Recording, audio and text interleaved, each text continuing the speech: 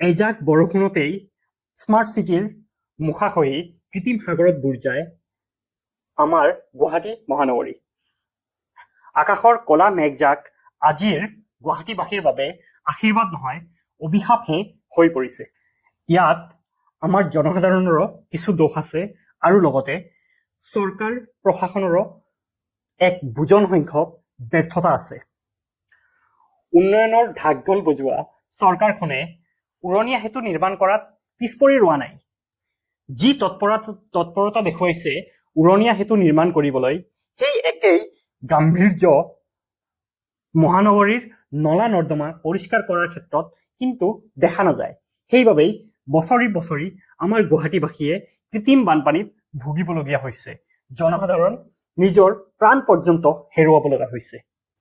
পৰিকল্পনাবিহীন নগৰীকৰণ আৰু পাহাৰ ধ্বংসৰ ফলত আজি গুৱাহাটীৰ উশাহ বন্ধ হোৱাৰ উপক্ৰম হৈছে। পৰিকল্পনা নাই, নগৰীকৰণ হৈছে। য'তে ত'তে বিল্ডিং অট্টালিকা সজাই তুলিছে নিয়ম বহিৰ্ভূতভাৱে, কিন্তু চৰকাৰ আৰু প্ৰশাসন সেই ক্ষেত্ৰত নিমাত। চৰকাৰৰ মিছন ফ্লাড ফ্ৰী গুৱাহাটী কেৱল ফাইলতে সীমাবদ্ধ নেকি? এয়া এই সময়ৰ এক ডাঙৰ প্ৰশ্ন। চৰকাৰ প্ৰশাসনলৈ মোৰ এক বিশেষ আহ্বান, বিশেষ অনুৰোধ।